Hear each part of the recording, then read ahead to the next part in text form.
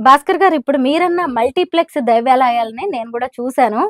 సాయిబాబా ఆలయాలని. నేను రీసెంట్‌గా ఢిల్లీ వెళ్ళినప్పుడు కూడా సాయిధామ్ అనే ప్లేస్‌లో నేను ఉండడం అనేది జరిగింది. హ్మ్. అది మొత్తం చాలా పెద్ద సాయిబాబా గుడి అన్నమాట. మీరన్నట్టుగానే ఒక పెద్ద సాయిబాబా విగ్రహం ఉంది. ఆ పక్కనే శ్రీకృష్ణుడు ఉన్నాడు రాధతో కలిసి. ఇటువైపు రాముడు ఉన్నాడు. ఇటువైపు చూస్తే లక్ష్మీ గణపతి ఉన్నారు. మళ్ళీ అక్కడ అదే ప్రాంగణంలో శివలింగం ఉంది. అదే ప్రాంగణంలో శనీశ్వరుడు ఉన్నాడు. ఆంజనేయుడు ఉన్నాడు. అంటే మీరు అంటున్నట్టుగా అంటే ఇది హిందూ మతంలో సాయిబాబా ఒకటి అని కాకుండా కలెక్షన్ల కోసమే ఇలా పెట్టారంటారా? ఇంతకీ ప్రక్కనున్నారా? కిందనున్నారా? ఆయనకి పక్కనున్నారు. ఆయనేమో పెద్ద విగ్రహ రూపంలో ఉన్నారు. వాళ్ళు కొంచెం చిన్న విగ్రహాలుగా ఇటువైపు ఉన్నారన్నమాట. అంటే ఇక్కడ 2 విధాలుగా చెప్పొచ్చు. ఒకటి కలెక్షన్ అవ్వచ్చు. హ్మ్. రెండవది ఏంటి అంటే ముఖ్యంగా సాయిబాబా సేల్ అవుతున్నాడు. ఇప్పుడు హ్మ్. సాయిబాబాని హిందుత్వంలో ఒక భాగంగా పెట్టేసుకున్నారు. హ్మ్.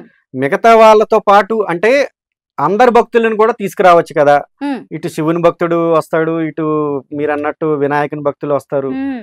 శనీశ్వరుడిని పూజించే వాళ్ళు శనీశ్వరుడు అంటే ఇప్పుడు ఏమైనా వాళ్ళకి హ్మ్. ఏమైనా అరిష్టాలు ఏమైనా ఉంటే వస్తారు. వస్తారు. కానీ మేజర్ గా సాయి భక్తులు వస్తారు. హ్మ్. సో అన్ని రకాలు పెట్టుకుంటే ఆ! వాళ్ళకి ఈ భక్తులందరూ వచ్చేసి సాయి దర్శనం కూడా చేసుకుంటారు. చేసుకుంటారు. ఇప్పుడు హ్మ్. వాళ్ళకి లాభమే గాని నష్టం లేదు కదా. హ్మ్. పెట్టుకుంటున్నారు అంతే. అన్నింటికన్నా పెద్దది ఎండోమెంట్ రాదు. ఇంకొకటేంటంటే మళ్ళీ సాయిబాబా అంటే కూడా ఈ పక్కన ఈ ఈ వీళ్ళందరూ దేవుళ్ళు కనిపిస్తే అది కూడా హిందూ మతమే అన్నది కూడా కలుగుతుంది కదా. హిందువుల దేవుడే అనేది. అవును. ఆ! అసలు వాళ్ళ తాలూకు టార్గెటే అది కదా. అంటే ఇదొక బిజినెస్ స్టంట్ అంటారా? ఇప్పుడు సింపుల్ గా మనం ఒక మాట చెప్పుకుందామండి. హ్మ్. తిరుపతి ఉంది. హ్మ్. తిరుపతికి ఎంతమంది వస్తున్నారో మనకు తెలుసు. హ్మ్.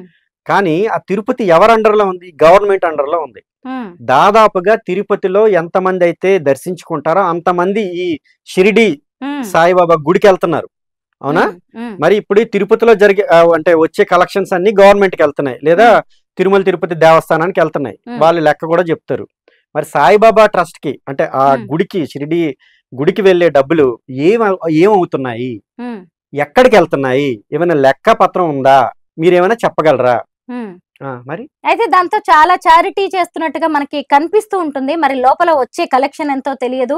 అంటే హుండీ ఆదాయం గావచ్చు, కలెక్షన్ అనడానికి గూడా లేదు. ఎందుకంటే చాలా మంది చారిటీ సేవా కార్యక్రమాలకని రాస్తూ ఉంటారు కాబట్టి, చాలా మందికి హెల్త్ కావచ్చు, ఎడ్యుకేషన్ గావచ్చు, పేదవాళ్ళకి పెన్షన్‌లు గావచ్చు, ఇలా రకరకాలుగా ఆడవాళ్ళకి ఆర్థిక సాయం, ఇలా రకరకాలుగా సేవా కార్యక్రమాలైతే సాయి చారిటబుల్ ట్రస్ట్‌ల తరఫునైతే జరగడం జరుగుతోందండి. జరుగుతుందండి. హ్మ్. జరగట్లేదని నేను అనట్లే. బట్ నేననేది ఎంత? హ్మ్. వాళ్ళకొచ్చేదెంత? వాళ్ళు చేసేదెంత? నేనేమంటానంటే సముద్రంలో నీటి బొట్టంత అంట.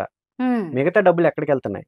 ఇప్పుడు అంటే నాకు కూడా ప్రత్యేకంగా తెలీదు. నేను దీని గురించి ఖచ్చితంగా చెప్పలేను గానీ, హ్మ్. కొన్ని ఇస్లామిస్టులకు కూడా వెళ్తున్నాయి అని ఒక టాక్ అయితే వచ్చింది. నాకు పూర్తిగా తెలీదు. అవునా? ఈ టాక్ కూడా వచ్చింది. అంటే హ్మ్. వాళ్ళు ఇస్లాం వాళ్ళకి సహాయాలు చేస్తున్నారని.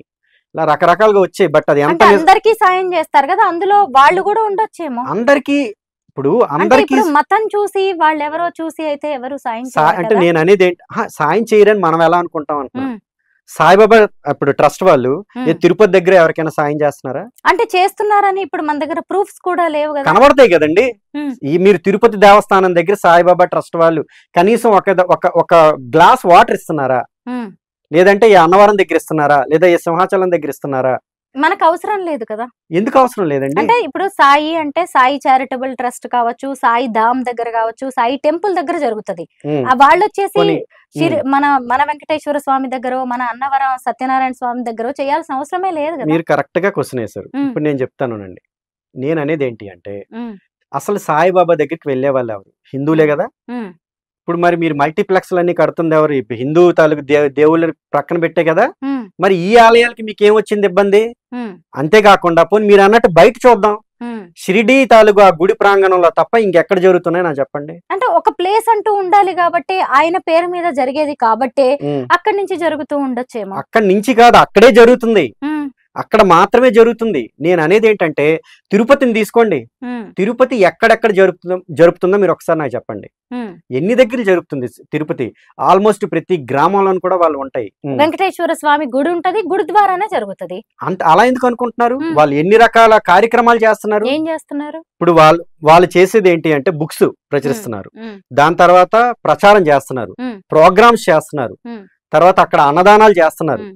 తర్వాత మీకు ఏంటది గుళ్ళలో వాటిల్లో ఈ మధ్య అయితే దళితుల్ని తీసుకొని ఉమ్, వాళ్ళందరితో ప్రోగ్రామ్స్ చేస్తున్నారు. ఉమ్, చాలా కార్యక్రమాలు తిరుమల తిరుపతి దేవస్థానం చేస్తుంది. ఉమ్, చాలా మనకి తెలీదు. ఎందుకు అంటే వాళ్ళు ప్రచారం కోరుకోరు. ఉమ్, అసలు వాళ్ళు ప్రచారమే కోరుకోరు. అది వాళ్ళ తాలూకు బాధ్యత.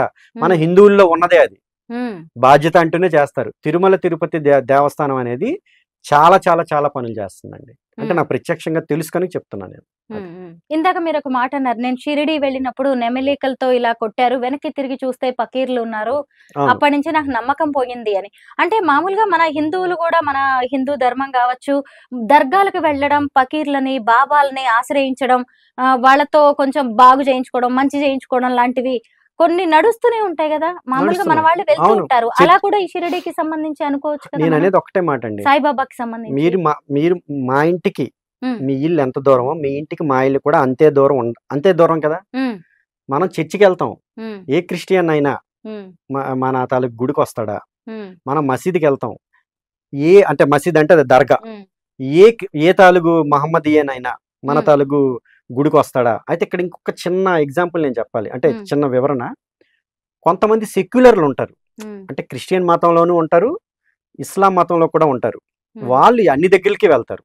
వాళ్ళని మనం ఎలా చూడాలంటే భారతీయుల కింద చూడాలి. ఉమ్, వాళ్ళు రాజ్యాంగం ప్రకారం వెళ్తున్నారని చూడాలి. ఉమ్, అంటే మనం మతస్థుల్ని తప్పు పట్టడానికి లేదు. రకరకాలు ఉంటారు. కానీ వాళ్ళ మతం ఏం చెప్తుంది అనేది ఇంపార్టెంట్. ఉమ్, ఆ రెండు మతాలకి పరమత సహనం లేదు. ఉమ్, మీరు గుడికి వెళితే క్రిస్టియానిటీ ప్రకారం, ఉమ్, ఇస్లాం ప్రకారం తప్పు. ఉమ్, మీరు వేరే దేవుణ్ణి మొక్కడానికి లేదు. ఉమ్, ఇది క్లియర్ గా ఆ రెండు మతాల తాలూకు గ్రంథాలు వాళ్ళ దేవుడు చెప్పినట్టుగా ఉంది. మరి మీరు ఎందుకు వెళ్తున్నారు అక్కడికి అనేది పాయింట్. వాళ్ళ దేవుడు మన దగ్గరికి రానియట్లే. ఉమ్, ఉమ్, ఉమ్, మీరు వేరే అంటే మన విగ్రహాలని వాటన్నిటిని కూడా ఉమ్, వాళ్ళు ఏమంటారు అంటే దేవుడు అనుకోండి, ఆల్మోస్ట్ దెయ్యాలనుకోండి చెప్పాలి అంటే. ఉమ్, సో మరి మనం వాళ్ళ దగ్గరికి వెళ్తే వాళ్ళ దేవుడు ఇస్తాడని మనం లాజికల్ గా ఎలా చెప్పగలం అనేది ఇక్కడ పాయింట్. ఉమ్, అది వాళ్ళకి తెలుసు. మీరు దర్గాల దగ్గర అంటే మనకు తెలియక జరుగుతున్నది ఇదంతా. ఉమ్, చెప్పేవాడు ఎవడు లేడు. అంటే మనకేంటంటే ఆశ, ఎక్కడో ఏదో జరుగుతుంది, మనం ఈ దేవుళ్ళని అంటే ఈ దేవుళ్ళని ఎలాగో మనం మొక్కుతున్నాం.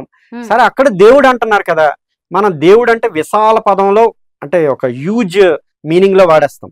ఉమ్, మనకి క్రిస్టియానిటీ దేవుడు, ఇస్లాం దేవుడు, ఇంకా కొత్త దేవుడు, లేకపోతే ఆ దేవుడు, ఈ దేవుడు, సాయిబాబా దేవుడు, అందరు దేవుళ్ళు ఉమ్, మనకు కావాలి. బట్ దానికి పరిధి అనేది హిందుత్వంలో కరెక్ట్ గా విభజింపబడలేదు. ఉమ్, ఎందుకంటే మన సనాతన ధర్మం అనేది ఈ మతాలు పుట్టక ముందు వచ్చేసింది. ఉమ్, అందువల్లనే ఇతర మతాలతో మీరు ఎలా ఉండాలనేది మన గ్రంథాల్లో రాసి లేదు, ఉమ్, వాళ్ళ గ్రంథాల్లో ఉంది.